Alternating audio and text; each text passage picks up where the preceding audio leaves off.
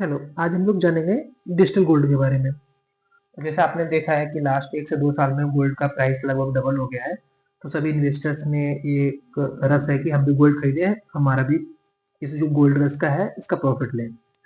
तो गोल्ड में इन्वेस्ट करने के 2-3 तरीके हैं। एक तो हम लोग फिजिकल गोल्ड खरीद सकते हैं,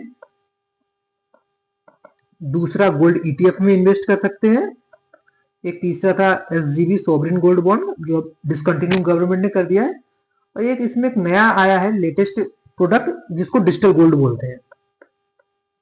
तो डिजिटल गोल्ड क्या है कि आप एक गोल्ड खरीद रहे हो बट आप अपने पास नहीं रख रहे हो।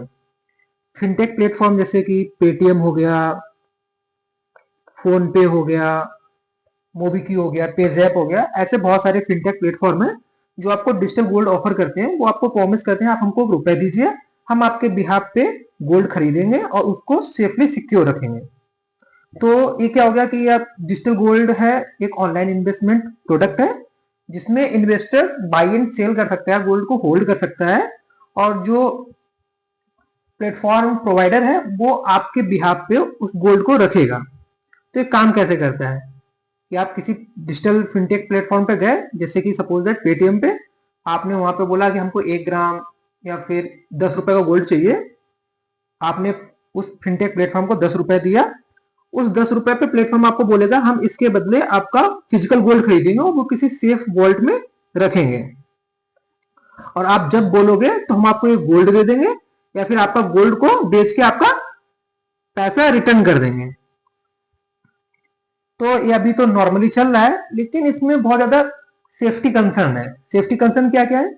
एक तो ये इंडिया में इसका कोई रेगुलेशन नहीं है, नीदर सेबी नॉर आरबीआई इसको कोई रेगुलेट नहीं करता है। तो अगर कुछ भी फ्रॉड होता है तो आप किस रेगुलेटर के पास जाओगे कि मेरे साथ फ्रॉड हुआ है? तो आपके पास कोई भी इसका ग्रीवांस रिड्रेसल नहीं है। दूसरा क्या है कि इसमें एक काउंटर पार्टी रिस्क है। काउंटर पार्टी रिस्क क्या है कि आपने पेटीएम को पैसा दिया, अब पेटीएम फेल हो गया, पेटीएम बंद हो गया, या कोई भी डिजिटल प्लेटफॉर्म है जो बंद हो गया, तो आप किससे गोल्ड मांगोगे? किससे अपना पैसा मांगोगे? ईटीएफ के केस में क्या होता है कि आपने ईटीएफ किसी भी प्लेटफॉर्म से खरीदा, बट ये स्टोर रहता है ना एक सेंट्रल अथॉरिटी में, जैसे जो सीडीएसएल हो गया या एनएसडीएल हो गया। लेकिन ये डिजिटल गोल्ड किसके पास? आप बस ट्रस्ट कर रहे हो कि हाँ प्लेटफॉर्म आपको बोल रहा है कि हाँ हम आपके बिहाफ पर गोल्ड खरीदेंगे, बट आप नहीं जानते ना कि इसने गोल्ड खरीदा है एक्चुअली या फिर नहीं खरीदा है। सबसे बड़ा तो एक ये रिस्क हो गया। दूसरा रिस्क क्या है इसमें कि ये आपको नॉर्मल जो गोल्ड प्रोडक्ट है उनसे महंगा पड़ता है, क्योंकि इस पे 3% का जीएसटी लगता है खरीदने पे। तो आपने अगर 100 रुपए का गोल्ड खरीदा तो आपका तुरंत ही उसका वैल्यू 3 रुपए कम हो जाए, क्योंकि इस पे 3 रुपए का जीएसटी लग गया है। तो आपका तुरंत ही सपोज दैट 97 रुपीज का आपका वैल्यू रह जाएगा गोल्ड का, जो कि ईटीएफ या और जो प्रोडक्ट है जैसे सोवरिन गोल्ड बॉन्ड या गोल्ड का जो म्यूचुअल फंड चल रहा है उसमें ये नहीं होता है।